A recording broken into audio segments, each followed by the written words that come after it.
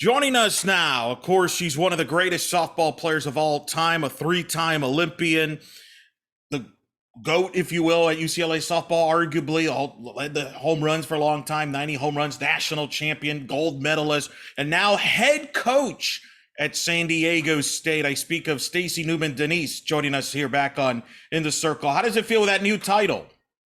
It feels good. It feels really good. I've been anticipating this opportunity for a while now, and Coach Van Wyk put together an unbelievable resume and career here at San Diego State, and really elevated the program. And now I'm excited to take it over and take it to the next level. Just take us through that process. Obviously, Kathy Van Wyk, a legend in the sport, 25 years building the program. You've been on her staff since 2009. I don't think this was a surprise, obviously, once she decided to retire, that you would take over. I think that's been known, but just take us through still to that process, because until it happens, right, you just don't know. Right. So, when I moved my family to San Diego to take this job, like you said, it was actually right on the heels of the 2008 Olympics. So I came in as an assistant, my first coaching job. And, but at the same time, I knew from the beginning that I didn't really want to or expect to be the person or coach that kind of, canvassed the country taking jobs to climb the ladder. I mean, it's just not the circumstance I wanted to be in with, my husband is an attorney, and, that's not exactly a mobile job that just kind of pick up and go. You start a law practice. And so I've got some unique challenges in my personal life that I knew were always going to kind of keep me in San Diego, which, I had some opportunities over the years at other spots for head coaching jobs, but at the end of the day, this is where I want to be. This is where I want to raise my family and where we want to be. And so for the progress, Coach just needed to get to a place where she was ready to hang them up. And, the patience was there. I had to, kind of bide my time a little bit, but all in all, we had a great relationship. We still do. And it was time, she got to the point where it was time. And, did I want that time to come sooner? Yeah, probably. But things happen for a reason. I really do believe that. And, I thought I was ready in 2008 to be a head coach. So, I sit now and I think, gosh, I'm in such a better place in 2021 than I ever would have been in 2008. So, yes, were there moments where I was like chomping at the bit?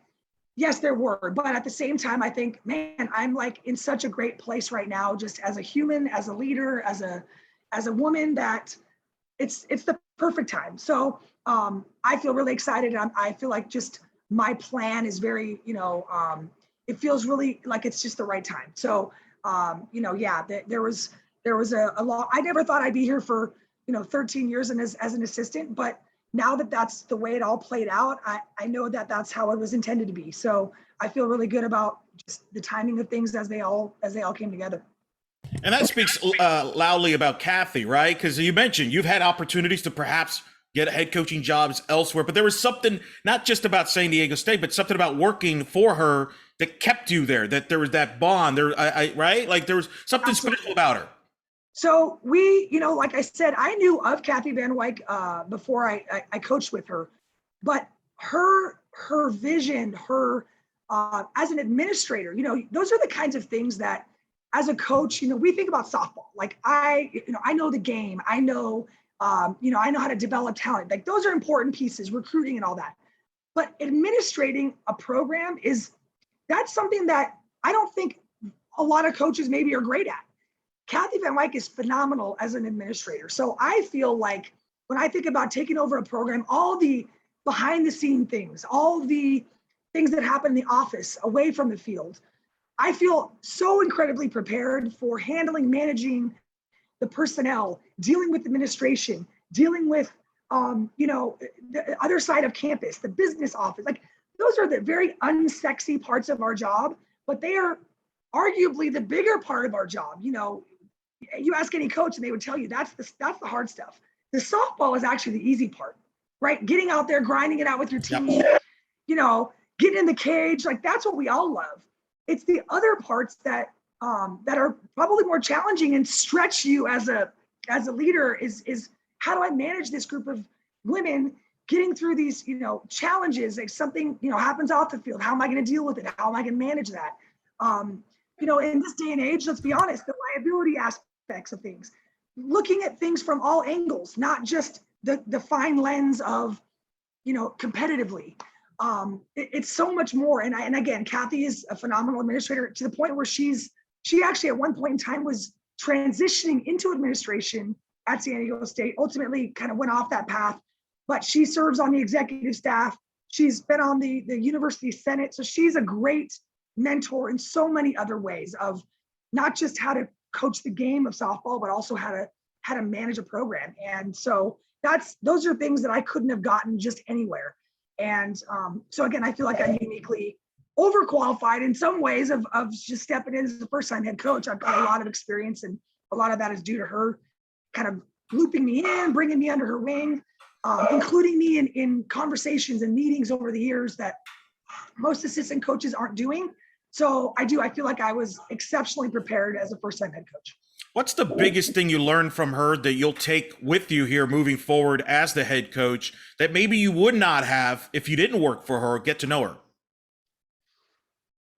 I would have probably one quote that she used often that I've totally, like, I've stolen from her, right? It's now in my repertoire, is, that there's three sides to every story. There's yours, there's mine, and then there's what really happened. And I think that's a powerful, overview of so much of communication, individually, with players, with coworkers, with the media, with families, right?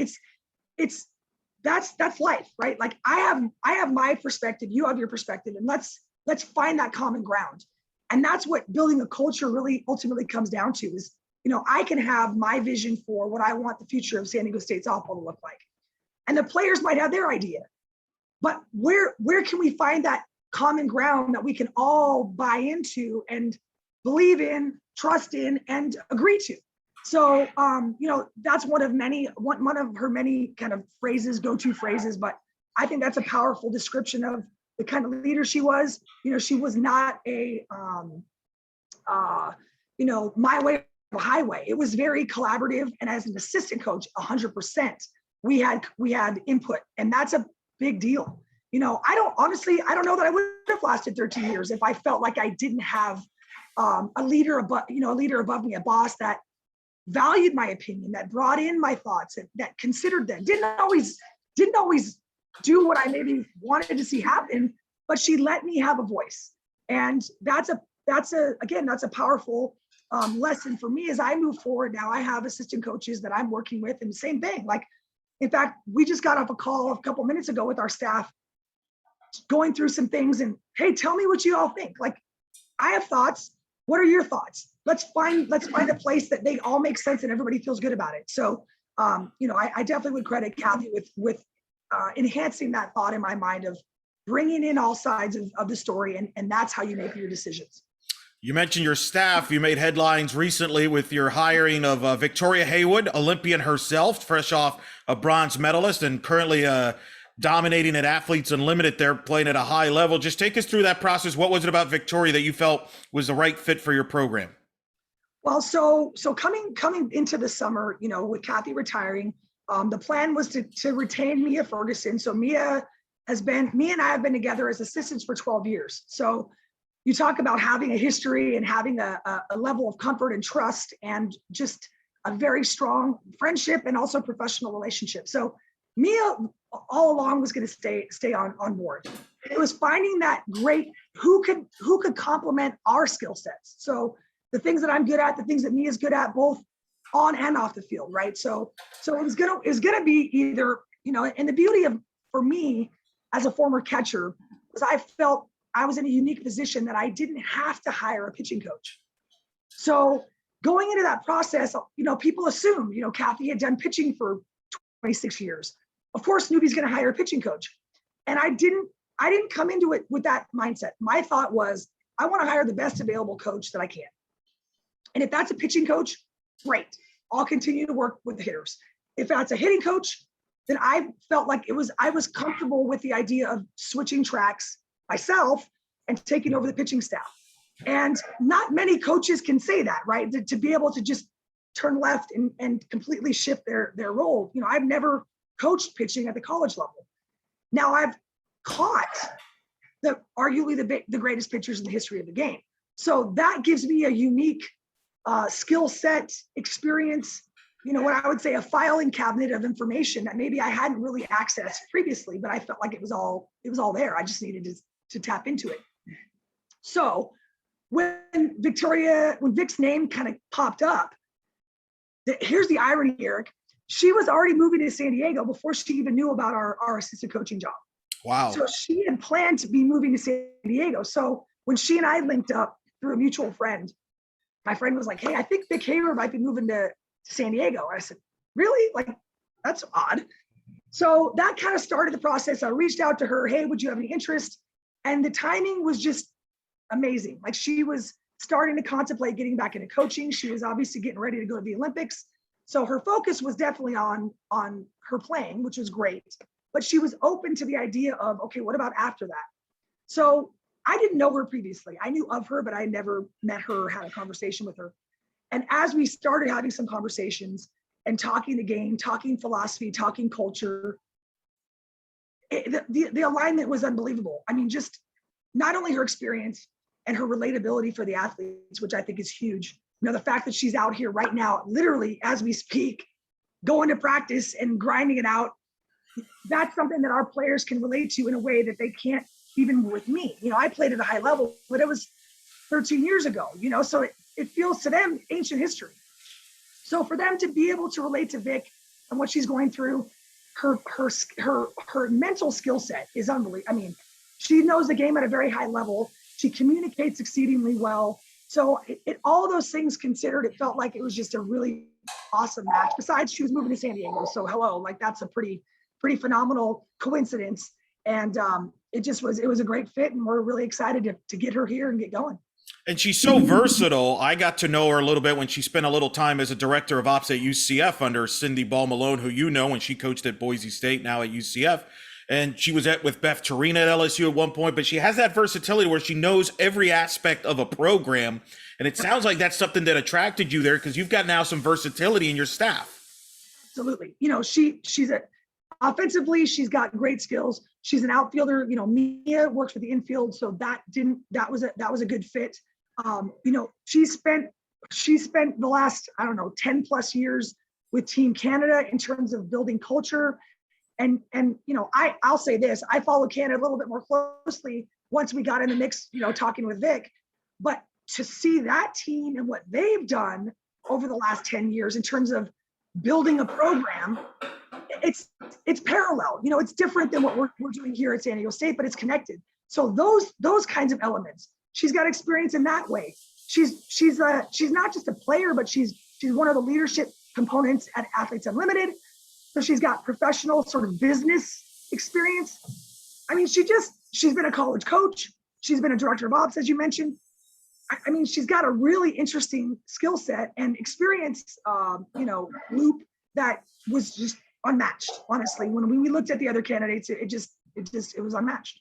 Yeah, and from a player standpoint, I mean, you look at her resume, they're going to listen to what she has to say. I mean, there's not much else to be said. I mean, that's by the way, you both now, between the two, you got a lot of medals you could showcase too, by the way. Yeah, right. I know, we were joking to Mia. I said, between the three of us, we have 4 Olympic medals. And Mia was like, I think that's funny, but we were joking around. But yeah, no, it's a very dynamic staff. And, Mia kind of flies under the radar in a lot of ways, but you talk to our players and they'll tell you she's the heart. She's the heartbeat of this whole thing. She's what keeps it going, right? Like, I might have some of the bigger ideas and thoughts and visions, but Mia is the one that puts them together. And any coach would tell you, you need that on your staff, right? You need the doer. You can have the visionary, but you need the doer, the one that's going to get in there and actually like grind it out and make the plan actionable. And so again, between me and I kind of holding down the fort right now, Vic is popping in. We're working kind of via Zoom, which is tough, but at the same time, fortunately, if there's ever a time that people are comfortable in the Zoom environment, it's right now, right? Like, This is the world we live in. So, in that way, it could be worse. We're itching and waiting for her to get here in person, but in the meantime, we're getting as much of her as we can in other ways. You mentioned Mia Longfellow, who's obviously been on the staff for a long time. So talk about the adjustments on the staff. You just alluded to it. You're going to take over on the pitching side. Just is your vision of you're going to just handle the pitching, let Victoria, for example, handle the offense? Is it going to be one of those things where you're going to have your hands on everything? Kind of describe your vision here with this staff and how it operate. Yeah. So my plan right now, I mean, it's hard for me to imagine completely stepping away from the offense just because, offense will always be near and dear to my heart, but I really am hey, Vic, this is your baby. We're going to use your terminology. We're going to use and fortunately, philosophically, we're very aligned. She maybe describes it differently, or she has maybe a little different point of emphasis here or there, but overall we're on the same page. So I don't feel like I'm giving up some, oh wow, we're gonna go in this totally different direction and I'm uncomfortable with. I'm totally comfortable with where we're going right now, especially, I'm here physically, so I'm the translator, if you will, for the time being. As in some ways, but Vic is very communicative. She's checking in with them, again, via video, text, phone calls, whatever it might be, to make sure that those connections are starting to happen. So offensively, she'll take the lead. I will just kind of support her plans, and we'll talk about things, like, hey, if there's something that I'm questioning, and that's the beauty of it, is I feel like already in the short time that we've been as a staff, all three of us have a great open line of communication. Like, hey, tell me what you're thinking here. Let's talk about that. How can we do this better? If anything, we over communicate, which I guess is sometimes a problem too. But for the most part, I feel really confident about our ability to get to whatever we need to get to. Whether it's a difference of opinion or whatnot. As far as the pitching goes, yes. I mean, I'll be the person in the bullpen, and we've got a fairly small staff right now, so. It's going to be, and then you have someone like Maggie Ballot, who's a 6th-year senior. She doesn't need a whole lot, right? She's pretty self-sufficient in a lot of ways, but I also, she doesn't know yet what I know, which is kind of a fun dynamic that we're adding to our relationship because, I knew her player coach, but I was working with the hitters and she was a pitcher. So she's kind of learning now through this process of like, actually, newbie kind of does know some things about pitching, So it's good. I'm like able to kind of flex that muscle a little bit more than I did before. And I think she's had a couple of little, interesting, like in a good way, in a positive way. I think it's, it's a little different maybe than what she's used to, having a very, Kathy being very more technical, spins and things like along those lines. That was Kathy's wheelhouse. That's not my wheelhouse right now. I'm more going to be, I think my strength will be strategizing, in-game, pitch calling, pitcher management, those kinds of things. The technical side, I'm gonna have to develop in, but I feel like we're on a good track. Well, and it's fascinating to me. I've been surprised that more catchers aren't like pitching coaches, if you will, because no one knows pitchers better than a catcher. We had Lisa Fernandez a couple of years back, and she talked about no one knew her better than you would, for example, before she even knew how she was throwing and things like that. So I am it seems like it's just a logical fit because no one knows how a pitcher is feeling than a catcher. A lot of programs have catchers calling the game for the pitcher sometimes. Sometimes catchers and pitchers work together as far as, calling the game. So it just seems, and I'm sure in your case, even though you were handling the hitters, you kind of knew what the Kathy was doing with the pitching staff. So it's not like you were, you kind of knew what the game plan was. And I would imagine you've kind of, in the back of your mind, you kind of already been thinking about this move, possibly. Well, it's funny you say that. So probably, I don't know, I'd say maybe a year and a half, 2 years ago, that idea started kind of percolating of, when the time comes, do I really want to continue doing the hitting, or do I want to maybe think about transitioning? And when I had some conversations, so I talked to, some other catchers, previous catchers that are now pitching coaches. Like I called Courtney Deifel and I said, hey, what do you think? Like, talk me through that process.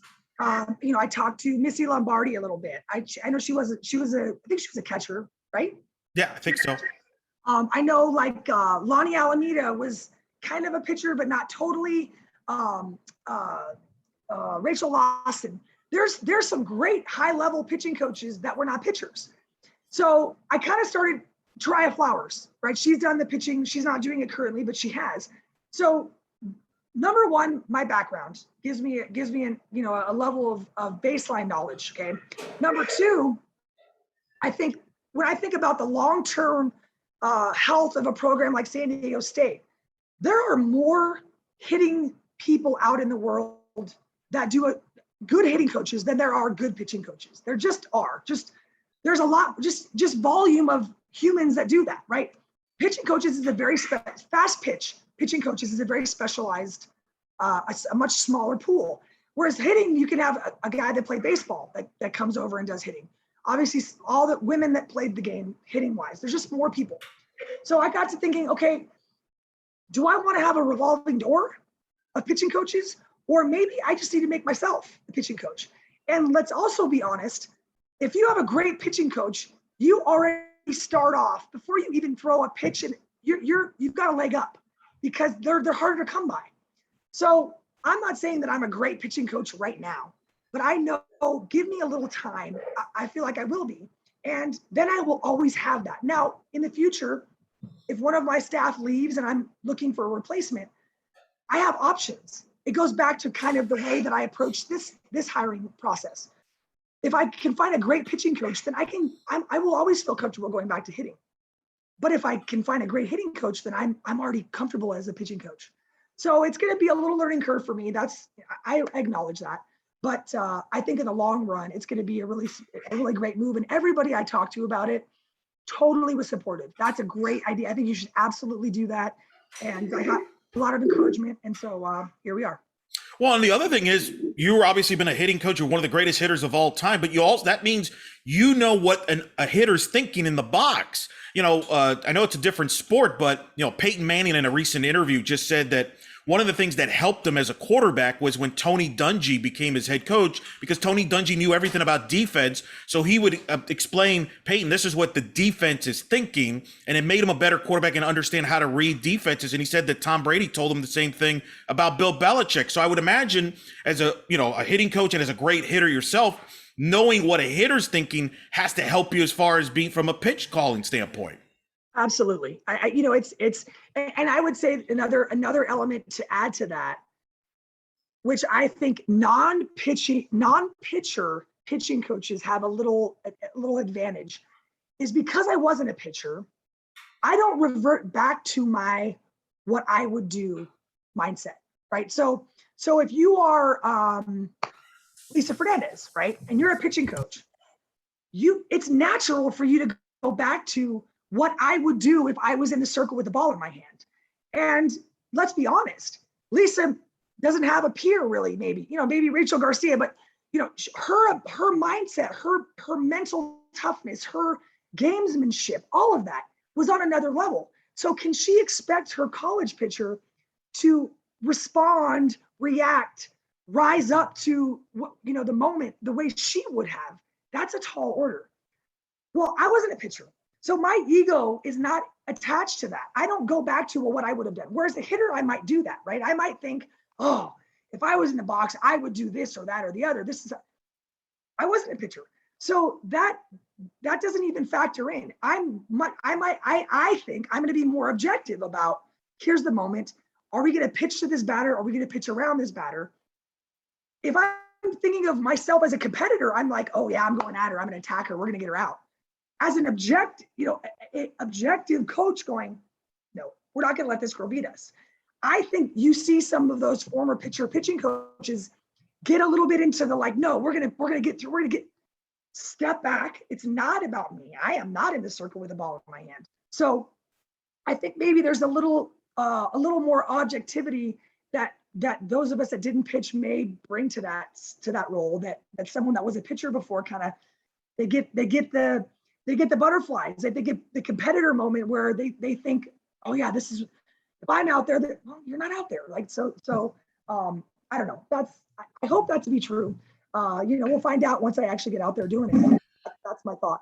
Well, and every coach would say the same thing. They're only as good as the talent they have. And you've got talent. That helps too in the circle. You mentioned one of them in Maggie Ballard. Just talk about her and her role leading this staff. As you mentioned, a 6th year, getting her for an extra year, and the rest of the staff and what you're inherited. And that's the other thing advantage here is, for a first year, head coach in Division I, you're not inheriting another coach's players. These are your players. So there's an advantage there too. Absolutely. Yeah. The familiarity, the previous relationships, we're not starting from scratch. Obviously, the dynamics change a little bit, and my role has changed, but I'm really committed to, I don't want to be something different than I've always been. Yes, I have to make some harder decisions, and I have to have some harder conversations, and some of that's just inherently going to change the way the players view me as a head coach versus an assistant. But like for Maggie, for example, we had a great relationship previously. Well, now it's just, to me, it's just going to be enhanced. Working with her one-on-one every day. I have to say, like right now, this is our first week of softball. So like we kind of eased into things. We started with team meetings and we started with strength and conditioning, and now we're getting into the softball piece. And to see the staff. So right now we've got 3 pitchers, which is small but mighty is the way I look at it, right? So we've got a small staff. We've got Maggie, and we have 2 freshmen. We have Didi Hernandez, and we have Logan Stepp. But the dynamics already of the 3 of them are starting to become apparent, and it's really, really cool to see. Like today, for example, we're out in the bullpen, and Maggie and Didi are tossing to each other. And Didi Hernandez played for the Mexican national team.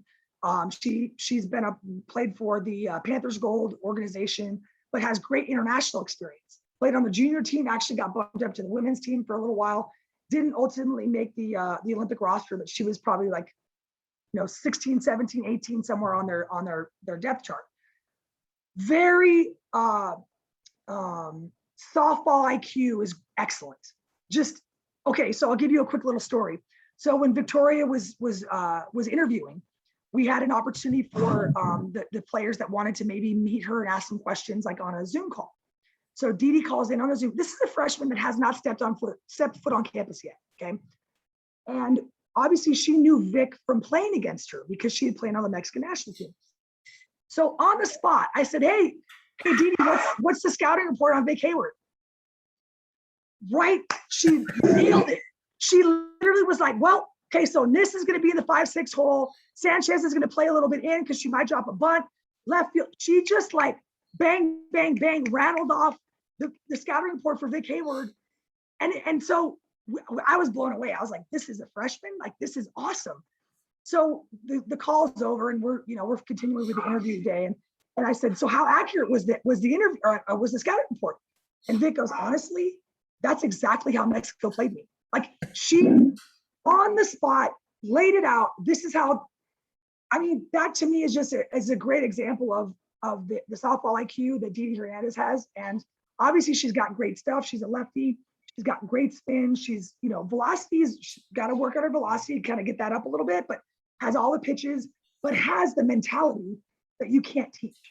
So that I'm super excited to see her go. Logan is just a competitor, total little bulldog, kind of small in stature, but very athletic, has, again, all the pitches, great changeup, good rise ball. So I feel like I'd prefer to not have 3 pitchers. I feel like that's a little bit of a small staff, but the dynamic of it is so intriguing because you've got super experienced, hard-nosed Maggie Ballant, and you've got these 2 very athletic, very experienced in their own way, in different ways, but they're all different. They're all complementary pieces. And I think the job for me is going to be not only, helping them grow, especially the young ones, kind of rise up to, okay, this is college softball and it's a little bit different than what you've been playing, but also figuring out how we match them up together, whether it's, certain types of teams, whether it's this part of the game is where you're going to excel versus, starting a game, finishing a game, things of that nature.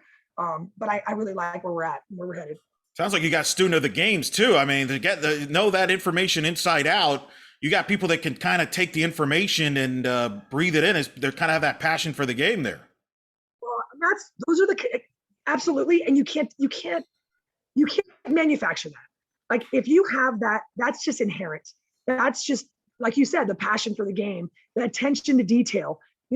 When she watches, and I know a lot of our players, most of our players have been following AU now on a different level because of, their coaches now playing.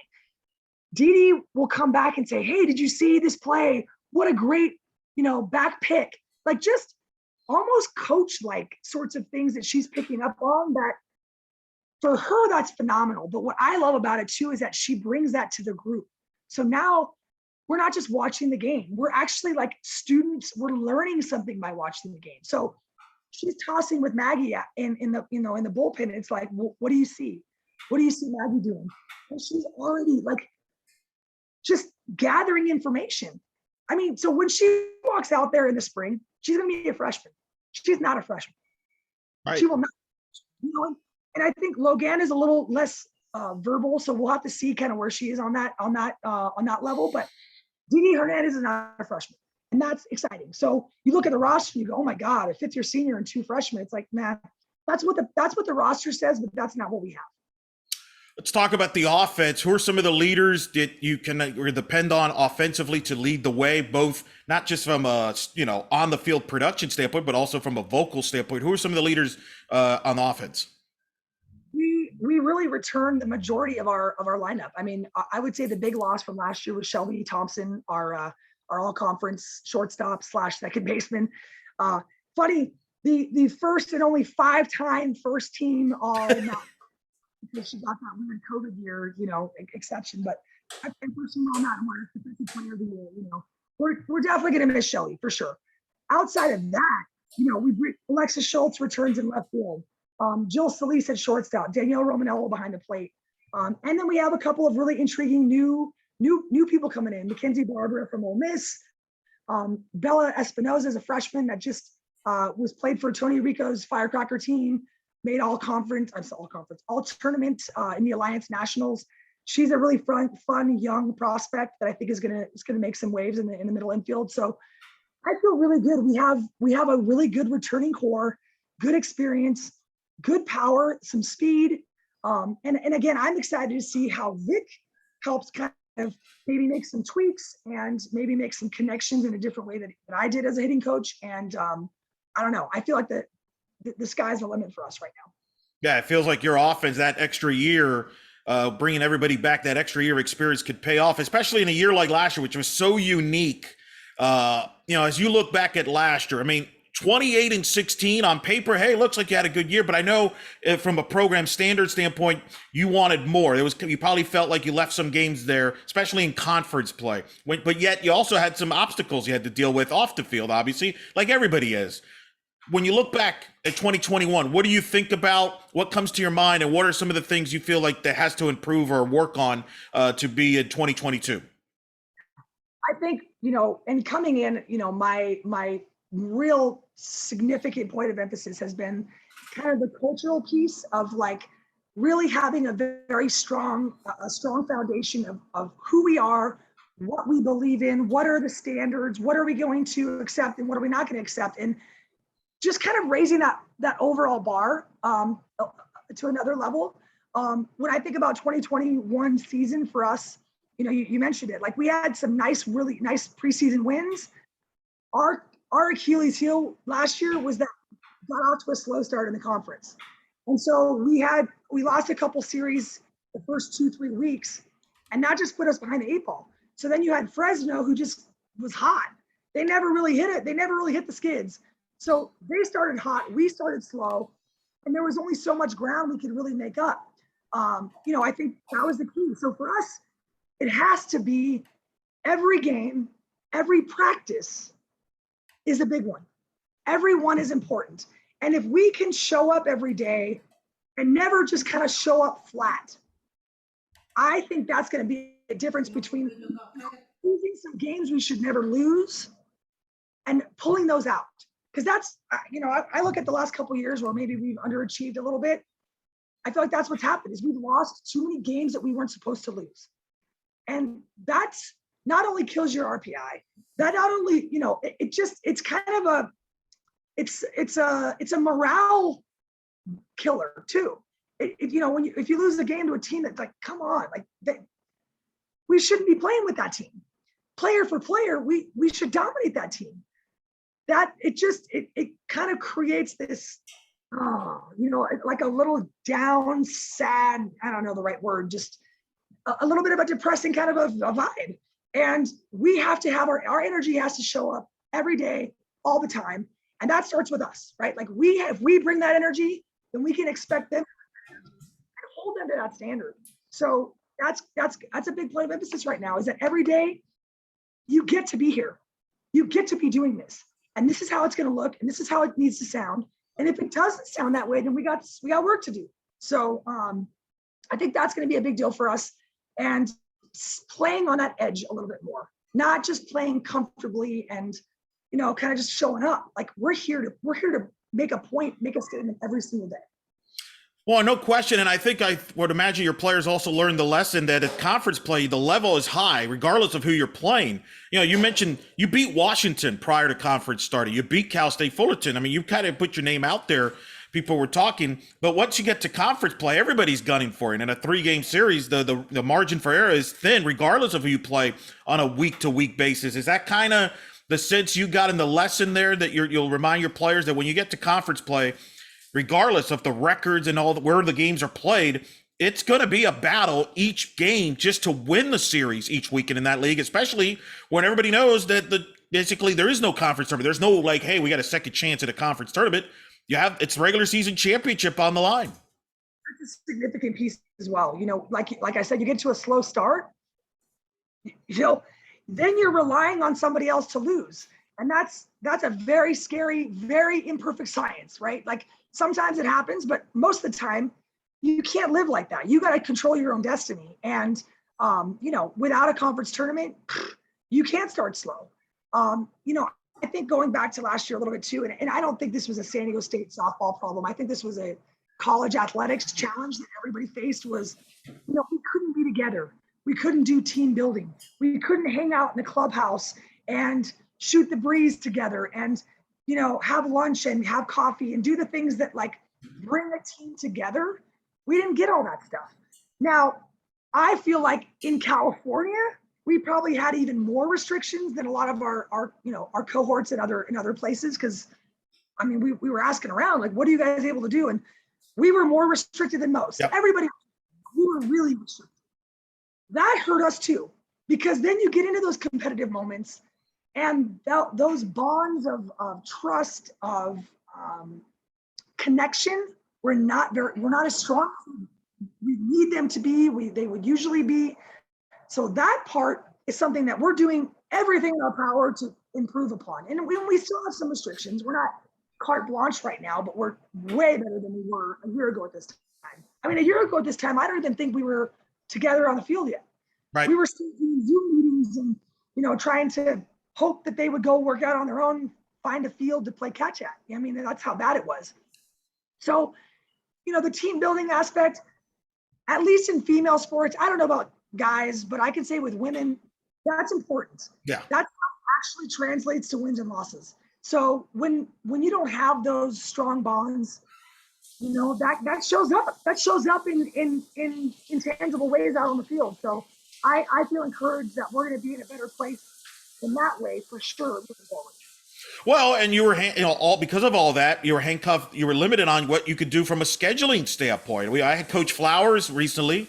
I talked to her. She mentioned, because they didn't have a Mary Nutter or some of the other marquee tournaments that are normally played in California, you didn't play that top competition consistently that gets you ready for conference, to get you battle tested. And I would imagine it was the same with you, even though you did it pretty as best as you could from a schedule. I mentioned you got Washington on the schedule, you still get UCLA, but you didn't have the depth of a non-conference schedule that you normally have, especially in tournament settings. Well, and we were for us, typically we host tournaments.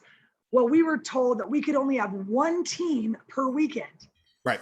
So the bad news, to your point, was that we didn't get the variety of competition and some of the top teams. The positive of that, which I actually didn't hate, to be honest with you, was we got to go through a 3-game series, which is what we do in conference. So there was something to be said for, okay, we're going to play St. Mary's 3 times. How do we try to beat them 3 times? Because that's a whole different dynamic than playing 5 different teams on a weekend, which is hard to prepare for. So there was a little trade-off. It wasn't all terrible, but definitely the battle-tested piece was hard because we were, teams were staying regional. They weren't really traveling much out of the area. Right. So, we had to stay a little bit more with teams that were driving distance from us.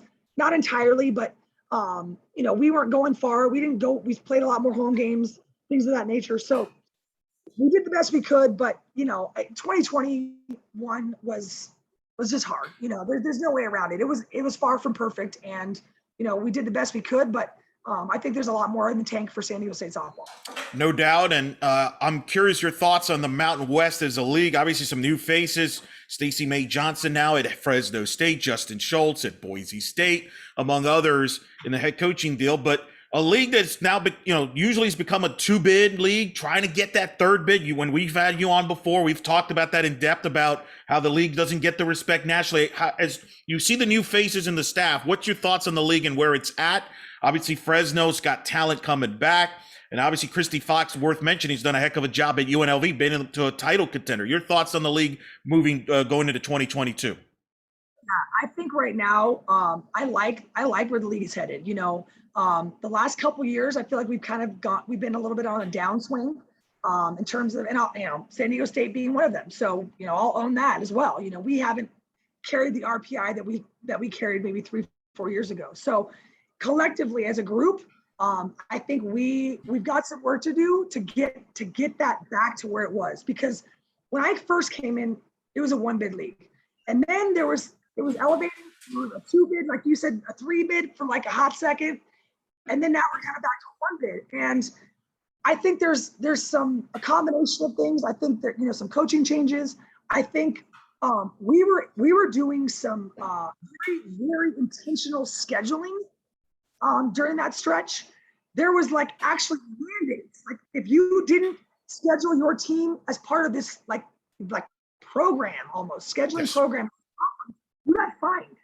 There was like an actual dollar amount attached to if you over or under scheduled your team. I actually think we need to go back to that, or a version of that, because that worked. When we were on that track, we didn't see some of these kind of wacky schedules that we've got going on right now. I think that's a big deal. So again, and I am not pointing fingers. I'm doing this too, right? We've got to do a better job as well. We've got to win more games. I totally understand that, and I'd be the first one to admit it. I think across the board, everyone needs to continue to push that envelope, because as the conference, I think we should be a 2-3 bid league. I think with where we're located, we're in the West. I think we have access to great talent. There's no reason why this conference shouldn't be. Without question. I mean, there's a couple. I'll say it. I'm not saying it because you were on, because I've said it before. I said it the first time I had you on the show. I said it before we even started recording a few years ago. That year where you were left out, you got screwed. You should have been in. I've had Coach Fox on. There was that couple years ago. They should have been in. And I think you've been right there. You've proven that you could be a 3-bid league. I think you make a great point, though. Get those marquee wins scheduling wise to build up the league. The American has done that the last few years, where they've made sure their scheduling is quality top to bottom. And as a result, they've benefited getting 3 to 4 bids. I've seen it up close with the way they've scheduled. I think the Mountain West could be the same. Well, it's, some people might overschedule, meaning they're putting way too many Power Fives. For sure. Putting way too many teams on their schedule. And then maybe there's also the underscheduling. Like there's a balance. You have to win games, but you can't just play a bunch of 200 teams. Right. That doesn't need to be either. So it's knowledge. I will tell you on a really positive level. So we had our head coaches meeting earlier in the summer with the conference, and they brought in and I won't remember his name, but he works for the conference office, and he's like a data guy. And it was an education session, basically. Here's what you need to think about. Here's how you need to when you're comparing two teams, who do I want to play between? If I have the control, sometimes you don't have the control, right? You go to a tournament, you kind of get who you get. But being a little more intentional for those of us that host tournaments, being very intentional. Yep. Teams we let in, what teams we don't let in.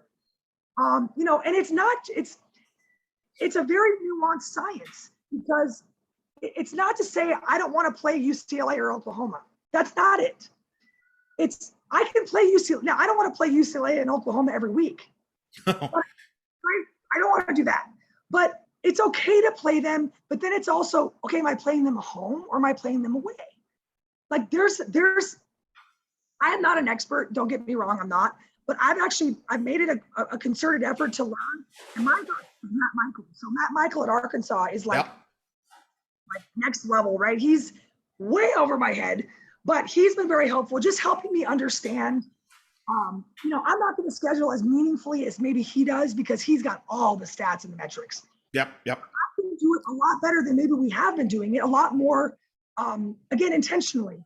Who can this is my tournament that I'm hosting. Here's the teams. Who do I want to play twice? If I have to play somebody twice, making sure I'm playing the right team twice. Correct. I mean, it's not, it's almost rocket science. It's not quite rocket science, but I don't know how many coaches are really diving into it that much, and they need to be. And so I think the Mountain West bringing in that guy who kind of shared that information. Analytics, yeah. That's where we have to be. We have to be more thoughtful and make sure we're not overdoing it and not underdoing it. Finding that good balance. No, you're right. I mean, one of the reasons why the SEC's been successful in the amount of teams they've had is a Matt Michael type that can figure out the formula, if you will. And you're right, because I think some coaches just look, let's just get as many wins as you can, but that's not just I think the days of, hey, let's just puffy up a good win-loss record by playing a soft schedule are over. The committee see through that now. They see through that most of the time. And I think we've seen that more and more recently. So I think there's that balance, and I think you make a great point. We could spend hours on this, but we got other stuff. I'm so fascinated. Your thoughts on the Olympics this past summer, somebody who's lived it.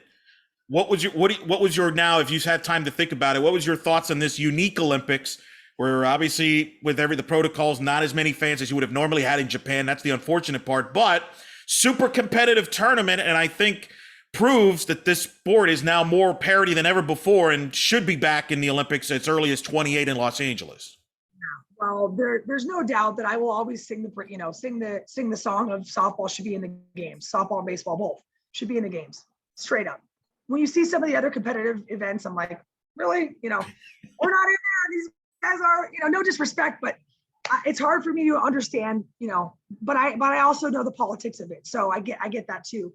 I think, when I watched as much as I could, the time were kind of wacky and, I didn't see, I wanted to binge watch, but I watched all the USA games and I tried to watch a lot of the other games as well. I felt just on a human level, I felt sad kind of, they're playing in these empty stadiums. Their families aren't there. I mean, I think about the experience that I had with my family in the stands each time and how much that meant to me, how important that was to me.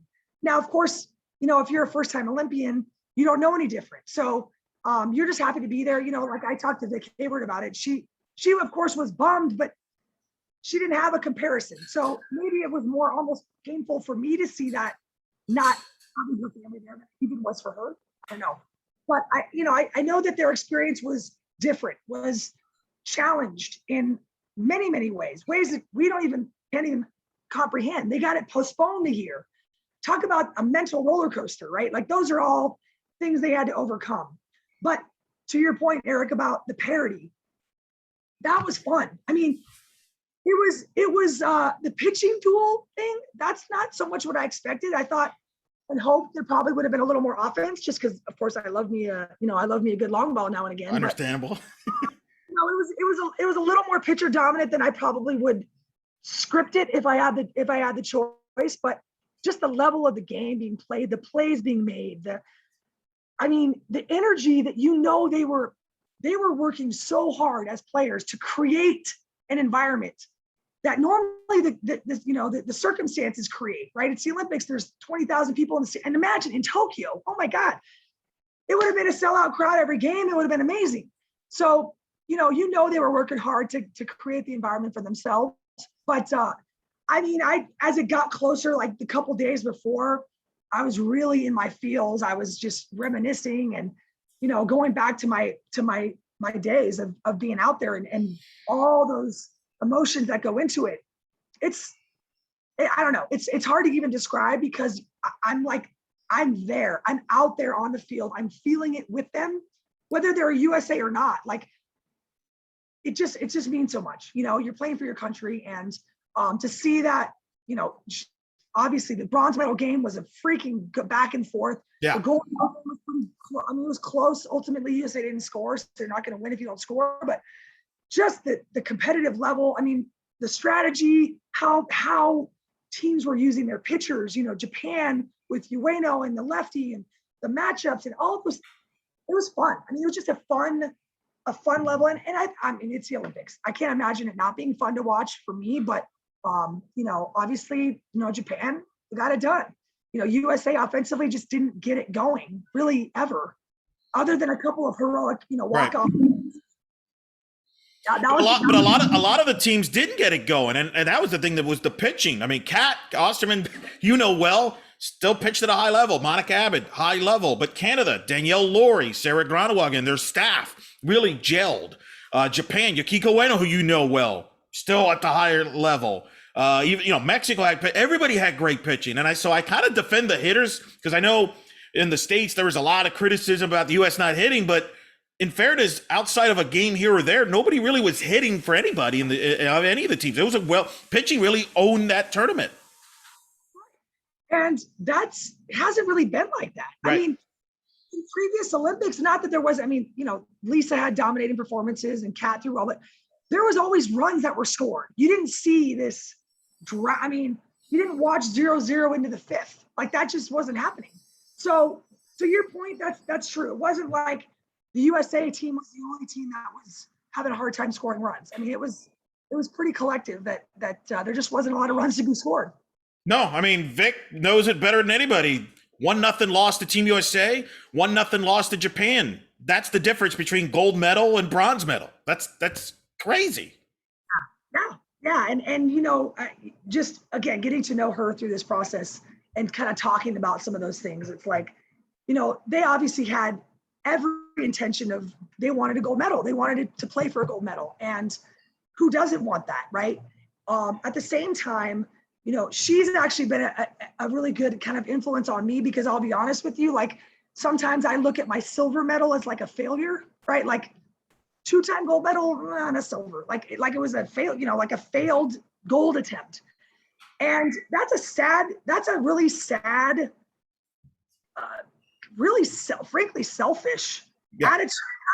Again, I'm raising my hand. Like, I have for 13 years, I felt like we failed.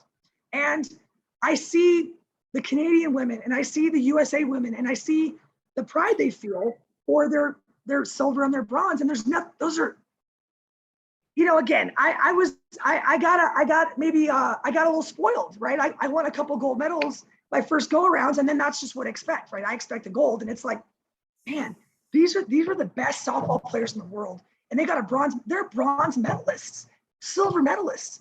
Why are we putting that down? And again, I'm saying this to myself, totally. Sure. A silver medal is a hell of an accomplishment. Why is that something I'm almost embarrassed to say? So it's been kind of fun to be in that communication with Vic and get that perspective and sort of step off my high horse and say, hey, you know what? Like, my career was awesome, and not just the gold medals. The silver also was awesome. And I think, in fairness, the fan base, also has to say this. They think that too, because I think this Team USA, what they accomplished, considering all the obstacles they had, as far as they didn't have a normal tour like you normally would have going into an Olympics. They weren't together until late in this process. I think and they had to go on the road. You play Japan in their backyard. I feel like it's kind of like men's basketball gets scrutinized when, they lose a game and the world is ending. But really, we should be thinking, well, the competition's that much better. Like, it's not easy now anymore to win a medal. And I think hopefully we all learn from that and grow from that. And I think in the long run, the influence they'll have on the sport globally and for future players, I think, is the bigger positive than, to the point where, winning a silver is something still to, because we could have easily not medaled. The way that you just mentioned the 1-0 games. Canada pulls that game out. USA is the team that's playing for the bronze. Oh, yeah.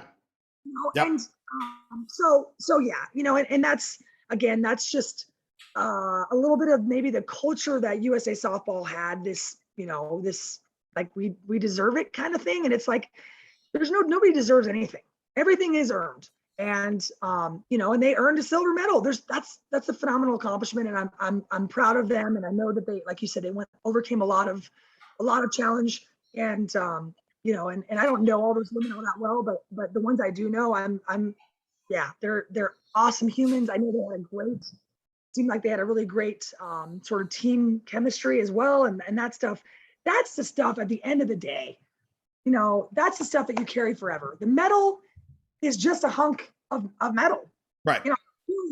It's tucked away in a sock drawer or a safety deposit box, or it's the memories, the people that you did it with. That's the stuff that you carry forever. Did you watch the Olympics as an Olympian, as a former player's eyes? Did you watch it as a coach's perspective? How did you handle that watching the Olympics? Are you watching it more as a coach? Are you thinking as a coach? Are you thinking as a former USA player? Well, how did you watch it? It probably vacillates. It's a little bit of all that, but I'd say I watch it as a former player. As like I said, I feel I transported back. And, just the feelings of like, I knew, so on social media, you would see, okay, their USA has their first practice on the competition field. And I would go back to remembering that our first practice at, in Sydney, and my first time walking onto the Olympic field, just like looking around and being just, I can't like pinch me. Like, is this real? Yeah. Am I really doing this? And like, knowing that these women were going through that, that's where my head went. And that's why I was pretty emotional. Like I was having happy tears. I was having just, emotional kind of, not breakdowns, but like little moments of, oh man, it's not something that for me, I think about very often. It was the ultimate experience of a lifetime. And I got to do it 3 times, right? So for me, I got to live it 3 different rounds. But it's not something that's close to my thought process on a regular basis. So when the Olympics are here, the first time since I played, now it's on stage again. I couldn't help but just go back into like total memory banks and texting all my old teammates and looking through photos and watching, reading my old journal and my old diary of the things the feelings I had. I mean, I went there. I totally went there.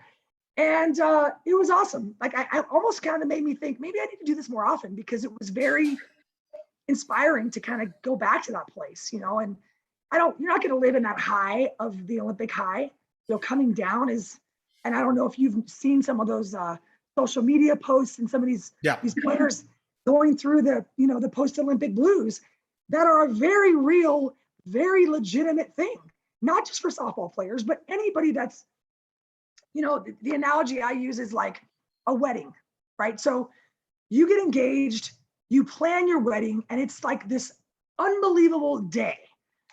Everyone you know and love is there. There's all this time, energy, money, right, that goes into this blessed event. You get married, and then it's over. And now it's you and me, babe, and we're just like living a life, and we're just regular married couple. There's no, the pomp and circumstance is gone. It's like, that's the Olympics. There's this huge build up. 6 games, right? Like, or 5 games, whatever it was, nothing, very little.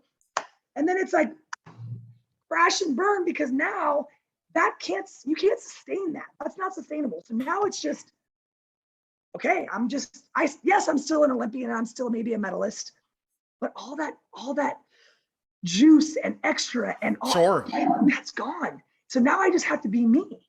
And it takes an adjustment to get back to just day to day. Like I gotta go to the grocery store, and I gotta go pay my bills, and I gotta go find a job.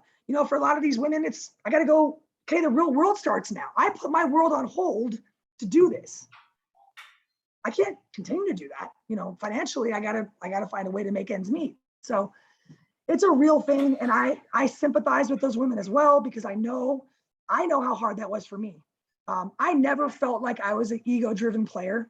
I never felt like I was someone that needed all of that until I didn't have it anymore. And that was a hard reality. I mean, just to be plain and simply honest, I mean, that was hard to come to. Just Stacey Nuveman, the Olympic softball player, was just Stacey Nuveman. Actually, Stacey Deniz, because I wasn't even Stacey Nuveman anymore. Now I was Mark's wife and Chase's mom, and I wasn't this special person. I was just a housewife from, not a housewife, but I was Yeah. I was a regular old person. And that's it. That's a hard thing to kind of come back to and get comfortable with. Especially when you get the Olympics, you spend years preparing for that moment, playing for years and years, and then in 2 weeks it's done. That's it. It's like it's yeah. And I don't even know if this year was 2 weeks. I mean, it was like it was a week. Days. It was a week. You're right. It was a week. Yeah. Boom. 7. I mean, okay, let's just use Vic Hayward as an example. She made her first national team in 2009. Yep. She played 13 years for 6 games. I mean, how do you wrap your head around that? Like, when it's done, how do you even become, now, for those that are playing AU, they have a little like bridge to bridge the gap. But, and now there's another gap because there's no Olympics in 2024. Correct. So now there's that whole, okay, am I going to, and I haven't even had this conversation with her, so I don't even know, but like, is she going to keep going? Is she going to play? Is she going to try to go for 2028? I mean, she's 29 years old. She could, she could years wise. But that's, God, that grind and that putting everything on hold, like quitting jobs. And, like for me in 2008, I had a child, I had a 1-year-old that was like schlepping him around the country. And my parents basically stopped their life to come on tour and drive the baby bus. And like, we had an RV that, for myself and for Jenny Finch and her son, and Lisa had her son, we were doing it with kids. Like, I mean, I look back on that and I go, how did I even stay upright, during all the, sleepless nights and trying to train and be the best I could be as a softball player, but also raising this baby and leaning on all the support that I leaned on. I mean, it's a lot. It is a lot. It's a remarkable. And like I said, hopefully after 2028, it'll become a consistent part of the sport. LA 2028, Brisbane 2032. So I like her chances to be in those 2 Olympics and moving forward from there. I agree with you. I think the key is, and it's great for those 2 cycles. I think what we really have to aspire towards as a sport is that we become permanent, that we're not on this back and forth, on, off, yes, no, because that's devastating. I mean, when you think, and not even the US, I feel like where we are, we're going to be fine. Japan is going to be fine, but outside of that, even Australia has struggled with the developing younger talent. They've had a harder time continuing to build up their lack of funds. The lack of funds because you're not in the Olympics. Right, exactly. Italy, let's go Venezuela. Let's go even to teams that were in the Olympics. Venezuela, Netherlands. Some of these European countries. Obviously, Mexico. They made a heck of a run, kind of on the lead up to get themselves to that point. Puerto Rico. Yeah, Puerto Rico. For us to be a permanent, that's the thing. It can't just be this. You get funding and then you get no funding, and then you get funding. That's just, you're on this crazy roller coaster that's just not sustainable. So no, I don't know enough to know the current about the current politics to know exactly what the answers are, but that's got to be the focus because the start and stop is just brutal. Agreed. Last thing, and before we let you go, athletes eliminated. You mentioned that Victoria's playing at a high level. The way she's playing there, she could play another 7 years if she wants. This is Kat Osterman's swan song there as well. What's your thoughts now? Athletes eliminated. It's now year 2. Just from your vantage point, what's your thoughts? What you've seen there? Yeah, well, so I've been locked on, and I really enjoyed. I watched it last year religiously as well, but this year, I think again the Vic connection probably loops me in even that much tighter. But it's the concept is so creative. I love the structure of it. It's totally different. I love this whole fantasy sports meets professional sports. Yeah, I think it's a really cool, and I feel like it's something that softball is uniquely designed to handle. I think it was the perfect time for that to happen. Obviously, with the NPF kind of unfortunately, losing their grip, AU was right there to fill the hole. So I feel like it's, the concept is there, the talent is there.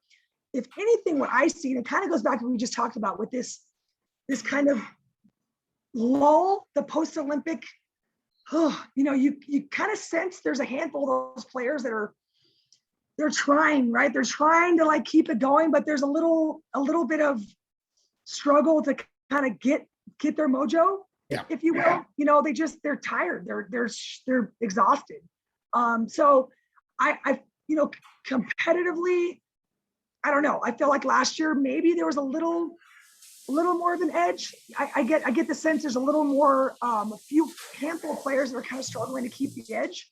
But at the end of the day, it's just, you're watching the best players in the country play the game. I mean, how can you not enjoy that? Yeah, and I've talked to many coaches in college level that have used the Athletes Unlimited points system to motivate their players in practice. Yeah, we have two. So we did it last year. It was actually a lot of fun. And again, this year, I think it's going to be even more fun when we get into our team stuff, because they're more connected to AU now than they probably were a year ago. But we would set up our inter squads, and the whole week leading up would be you'd be earning your points. And then on Thursday afternoon, we'd have a draft, and then we would play on Friday. So it was fun. And it was, you know, as coaches, of course, we're always looking for creative ways to keep things fresh and exciting and unique and different. And that was a huge, you know, an awesome little wrinkle to the system, and something that the players really got into and got excited. And, you know, watching some of these kids draft was like, oh my God, like, did you not realize you didn't have a shortstop? You know, like, so some of that was a little learning experience for them too, to like make sure they were getting the complete team that they needed to compete. But it was good. It was a lot of fun, and we're planning to do it again this fall. It's you're right, and it's a lot of fun, and hopefully Athletes Unlimited continues that success, because I think that's the next. The college game has exploded popularity, and I think the pro game like Athletes Unlimited could help the international game, the Olympics, and bridge that, like you mentioned earlier. I think it's all positives if we could see these players play for a long time and things like that. But Coach, you've been generous with your time. Thank you so much for taking the time. Congratulations on being the head coach. I know a lot of fans, and myself included, been waiting for that day for you, and you've worked hard for it. So congrats. Good luck this fall and this upcoming season. And we'll definitely get you back on soon. Yes, always fun. Thanks, Eric.